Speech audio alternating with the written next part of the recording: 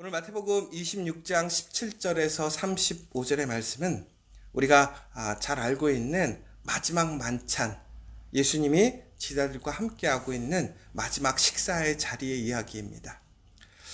누군가와 마지막에 자리를 갖는다라는 거 참 가슴 아프고 여러 가지 생각이 들 것 같습니다. 여러분 혹시 그러한 자리를 가져보신 적이 있으십니까? 저는 예전에 이렇게 교회를 떠나거나 혹은 제가 몸담았던 곳에서 이렇게 떠나게 될 때 한국 사람들 뿐만이 아니라 많은 사람들이 그러긴 하는데 우리 마지막으로 이렇게 같이 식사를 하게 되잖아요. 그러면 이제 그 자리에서 우리가 함께 예전에 어떤 이야기들 또 수고한 이야기들을 함께 나누면서 또 서로를 위해서 또 덕담을 나눠주고 또 기도해주는 모습들을 보게 됩니다. 그런데 오늘 예수님의 그 마지막 식사의 자리에서는 많은 제자들이 예수님의 그 마지막을 이해하지 못하고 있습니다. 예수님은 이제 이들과 마지막으로 함께 식사를 한 이후에 예수님의 그 목적, 부르심의 그 십자가를 향해 나아가게 되었죠. 그리고 이제는 전국에는 그들과 이제 함께 할 수 없고 또 이제는 죽으실 수밖에 없는 그 마지막의 식사임에도 불구하고 오늘 제자들은 예수님의 말씀을 온전히 이해하지 못하고 있습니다. 특별히 오늘 6월절을 기점으로 해서 예수님은 바로 우리 인간들, 더 나아가서는 모든 믿음의 사람들, 그러니까 오늘 예수님의 제자들 비롯해서 유대인과 그 밖에 많은 사람들이 6월절을 지키는 그날 그들의 죄를 사해 주셨던 하나님의 그 은혜와 사랑, 그들의 죄 씻음에 대한 그 놀라운 하나님의 축복을 기억하는 그날을 기념하기 위한 식사의 자리가 바로 예수님께서 우리를 위해 죽으시고 우리의 영원한 그러한 번제물이 되시고 또 우리를 위한 그러한 희생양이 되셨음을 오늘 제자들은 아무도 이해하지 못하고 있는 것이지요. 그러면서 예수님께서는 오늘 이 6월절의 식사를 위해서 이제 그 마지막 자리를 마련하는 그 질문에 대해 너희들이 가면 누구든지 아무에게나 이야기하면 바로 그곳에서 그 6월절의 식사를 위하여 준비해 줄 것이라는 이야기를 듣게 됩니다. 아마 이 이야기는 하나님의 모든 그 예정 가운데서 하나님께서 준비하심을 통해서 예수님께서 그 십자가의 길을 걸어가고 계심을 다시 한번 우리에게 보여주는 내용인 것이지요. 그러니까 하나님께서 이루시는 모든 일들은 모든 것들이 빈틈없이 온전하게 준비되어 있다는 거예요. 하나님께서 계획하신 그 길 속에서 하나도 착오 없이 모든 것들이 완전하게 준비되어져서 진행되고 있는 사실인 것이지요. 그런데 오늘 그 제자들은 그 내용들을 모르는 거예요. 그러면서 오늘 예수님께서는 그 죽음의 길, 마지막에 자리를 준비하시는 그 자리를 하나님께서 준비하신 대로 그 길로 나아가고 있는데 오늘 이들에게 이 자리는 마지막의 자리가 아니라 오히려 이들에게는 더욱더 인간적인 욕심과 인간적인 소망을 갖는 그런 시간들이 되었을 것 같아요. 왜 그러느냐? 오늘 예수님께서 이렇게 얘기하십니다.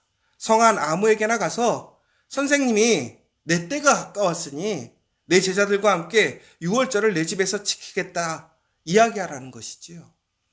여러분 누군가 우리 집에 찾아와서 우리 집을 내놓으라는 것이죠. 우리 집 좀 써야겠다라는 거예요. 이거 얼토당토 않는 얘기 아닙니까? 특별히 내가 정말 친하고 내가 무엇인가 사랑하고 내가 존경하는 사람이 와서 우리 집을 빌려달라고 해도 솔직히 우리가 우리 집을 내주기가 쉽지 않잖아요. 그것도 자기가 와서 다른 사람들과 함께 식사를 하겠다라는 거예요. 우리 집 부엌 쓰고 우리 집을 이용해서 자기 손님을 치르겠다고 하는 거예요. 이게 일반적인 상식으로는 이해가 되지 않지 않습니까? 그런데 오늘 예수님께서 누구든지 어느 집에 가든지 얘기하라는 거예요. 그러면 예수님의 때가 가까웠기 때문에 그 마지막 날을 위해 그 집을 내어줄 것이라는 얘기를 하는 것이지요. 제자들은 오늘 이것이 마지막 식사, 그 십자가를 위한 준비된 자리라는 것을 이해하지 못하고 오히려 그들은 이렇게 느꼈을 것 같아요. 야, 예수님 정말 끝발 있다. 야, 예수님 이름이면 다 되는구나. 그러면서 그들이 소망하는 예수님, 그 왕이 되실 예수님을 생각했을 것 같아요. 야, 이제 예수님께서 정말 예루살렘에 들어오셔서 왕이 되신다면 그 예수님의 권세가 얼마나 대단할까? 그 능력이 얼마나 대단할까? 예수님의 그 계획, 하나님의 계획과 오늘 예수님을 따르는 제자들의 그 소망과 계획은 너무나 다른 거예요. 오늘 그 자리에 참여하는 사람들의 마음도 너무나 다른 거예요. 그러나 예수님은 바로 그때 그들을 책망하거나 그들의 어떤 부족함을 이야기하시지 않습니다. 예수님은 오히려 그들의 연약함과 그들의 실수를 이야기하게 됐지요. 왜 그렇습니까? 예수님의 관심은요, 항상 우리의 실수, 우리의 부족함을 드러내는 것이 아니라 바로 우리의 그 연약함과 부족함을 덮어주시기 위한 그 사랑이 먼저라는 거예요. 그러니까 오늘 마지막 이 식사의 자리도 엄밀히 보자면 예수님께서 그 마지막 자리이기 때문에 예수님의 그 마음의 애통함과 외로움을 호소하기 위한 자리도 아니었습니다. 오늘 이 마지막의 식사의 자리는 누구를 위한 자리일까요? 보통은 그 마지막의 자리는 떠나는 사람을 위한 준비된 자리예요. 그 사람을 격려하고 그 사람을 위로하고 그 사람에게 감사하는 것이 일반적인 목적이란 말이에요. 그러나 예수님께서 준비하신 이 마지막 자리는 그 마지막 자리마저도 예수님을 위한 자리가 아니라 예수님이 위로받기 위한 자리가 아니라 바로 예수님의 제자들, 사랑하는 그 제자들이 이제 그 부족함으로 넘어지고 실수하는 그 일들에 앞서서 그들을 붙들어 주시기 위해, 그들을 사랑하시기 위해, 그들을 섬기시기 위해 준비하셨던 자리라는 거예요. 여러분, 이것이 진정한 사랑이라는 거예요. 사랑은 끝까지 자기의 유익과 자기의 어떠한 요구를 주장하지 않아요.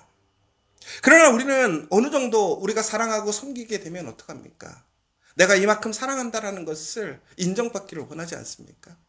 아니면 내가 이만큼 사랑하니까 내가 이만한 정도는 누려야 된다고 생각하지 않습니까? 그러나 예수님은 어떠십니까? 자신의 목숨을 내어주고 오늘 그 마지막 자리가 여기 있는 사람들 때문에 예수님이 가지 않아야 될 길 가야 되는 그런 억울한 상황이고 어찌 보면 정말 너무나 힘들고 너무나 찹찹한 그 자리임에도 불구하고 오늘 예수님은 철저히 자기를 위한 것이 아니라 그 제자들을 위해서 오늘 그 자리를 준비하셨다라는 거예요. 여러분, 바로 그 예수님이 우리와 함께 하심을 기억하시기 바랍니다. 예수님은 절대로 자신을 위해 우리를 이용하시거나 우리와 동행하시지 않는다라는 거예요. 예수님은 철저히 자신의 그 생명까지도 자신의 그 모든 것을 내어주고 자신의 그 마지막 자리마저도 그가 사랑했던 그 제자들을 위해 내어주는 그 예수님이시라는 거예요. 그런데 그 예수님이 오늘 우리와 함께 하신다는 거예요. 여러분, 그러므로 정말 우리가 지치고 상하고 힘들 때마다 오늘 그 예수님이 나와 함께하고 계심을 여러분 기억하시기 바랍니다. 그것에 위로가 있어요. 그 예수님이 나의 힘이 되고 소망이 되고 능력이 되심을 기억하시기 바랍니다. 그런데 오늘 예수님께서는 오늘 이 자리에서 우리가 흔히 얘기하는 성만찬이라는 것을 행하시게 되죠. 예수님의 그 몸과 피를 나눠주셨다는 거예요.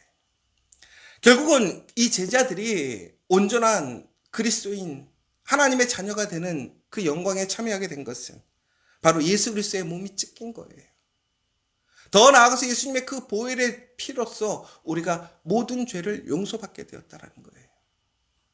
결국은 예수님의 그 수고와 그 헌신과 그 찢김과 그 거룩한 보혈의 피가 결국은 오늘 우리가 하나님의 자녀로 살아갈 수 있는 그 은혜가 되었고 복이 되었다라는 것이지요. 오늘 예수님께서는 그처럼 자신의 그 몸과 피마저도 우리에게 주심으로 인하여 우리를 구원하고 우리를 살리시고 우리를 지키시기 위해 오늘 이 자리를 만드셨다라는 거예요. 여러분, 오늘 우리가 그 사실을 기억해야 돼요. 오늘 내가 살아가는 내 삶의 자리는 내가 이룬 것이 아니라는 것이죠. 바로 그리스도의 몸과 피로써 오늘 내가 이 자리에 있음을 기억하시는 저와 여러분 되시길 간절히 소망합니다. 우리는 철저하게 하나님 앞에서 그 은혜를 기억해야 돼요. 우리가 주일마다 혹은 한 달에 한 번씩 혹은 특별한 절기에 우리는 성만찬, 우리는 성찬식을 경험해 갑니다. 그리고 그 성찬의 의미가 무엇입니까? 우리가 무엇인가 떡과 포도주를 먹는 그 음식을 먹는 행위가 아니죠.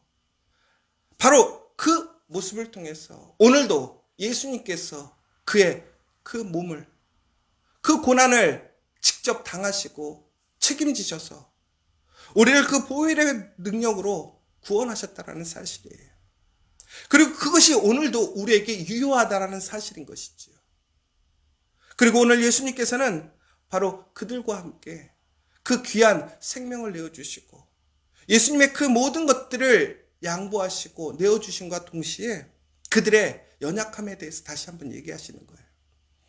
예수님께서 그 십자가에 달려 들어가시고 이제 그들은 다 어떻게 되느냐? 예수님 앞에서 다 뿔뿔이 흩어지게 됩니다.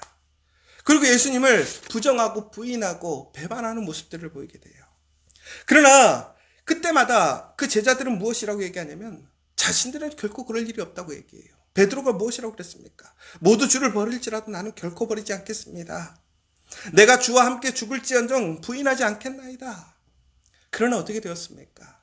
닭이 3번 울기 전 그는 예수님을 모른다고 얘기했어요. 3번이나 부인했어요. 그렇게 다혈질이고 욱하는 성질이 있는 베드로임에도 불구하고 그가 그렇게 예수님을 부인하는 참담한 모습을 보이게 돼요. 평생 그가 그 마음을 가지고 살아가게 된다면 어떻게 될까요? 죄책감을 가지고 살겠죠.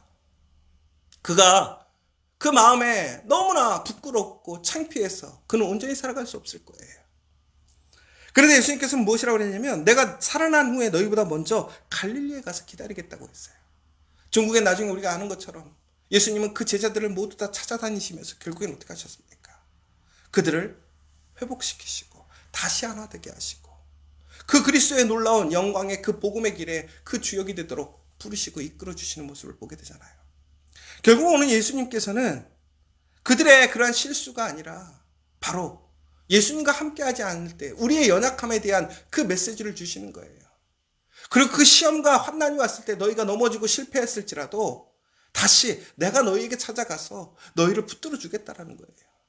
결국 여러분 우리가 여기서는 어떤 실수와 그런 문제들로 인해 우리의 연약함, 우리의 안 되라는 그 문제가 아니라 그 실수함에도 불구하고 어떻게 하는 거예요? 다시 예수님의 그 은혜와 나와 함께 하시는 예수님을 통해서 우리는 다시 세워질 수 있다라는 그 은혜가 있다라는 사실이에요.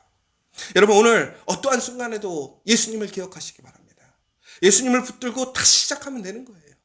예수님은 그거를 위하여 오늘 그 십자가를 지셨고 또 오늘 우리와 함께 하시면서 또 끝까지 나와 함께 하시겠다고 약속하시는 거예요. 그러나 그럼에도 불구하고 그 그리스도의 은혜에 참여하지 못한 한 사람의 제자는 종국에는 하나님의 그 은혜에 들어가지 못했어요. 그러나 실수하고 넘어짐에도 불구하고 그 그리스도의 은혜에 철저히 겸손하게 회개하고 다시 그리스도를 향해 나아가고 그리스도를 붙드는 사람들에게는 바로 그리스도의 은혜가 임하게 되었다는 거예요. 오늘 그것을 위해 오늘 예수님은 그 자리를 마련하신 거예요. 여러분 오늘이 또한 그날이 되는 것을 기억하시기 바랍니다. 오늘 예수님과 함께 다시 시작하는 하루가 되기를 원합니다. 예수님과 함께 다시 예수님의 그 은혜를 소망하시는 여러분 되시기 바랍니다. 예수님의 사랑은 결코 변함지 않습니다. 오늘 이 시간 다시 한번 오늘 그 그리스도의 사랑과 은혜를 기억하시면서 내가 오늘 붙들고 나아가야 될 것, 그 은혜가 있음을 기억하시면서 또한 우리 주변에 나와 함께 나처럼 부족하고 연약한 사람이 있다면 그 사람을 책망하고 정죄하기보다는 포기하기보다는 또한 그 사람에게도 그리스도의 은혜가 있음을 기억하며 내가 받았던 그 하나님의 사랑, 그리스도의 사랑으로 그 사람을 위하여 함께 기도하고 그리스도의 충만한 은혜에 참여할 수 있도록 함께 또한 소망하시는 복된 하루 되시기를 간절히 소망합니다.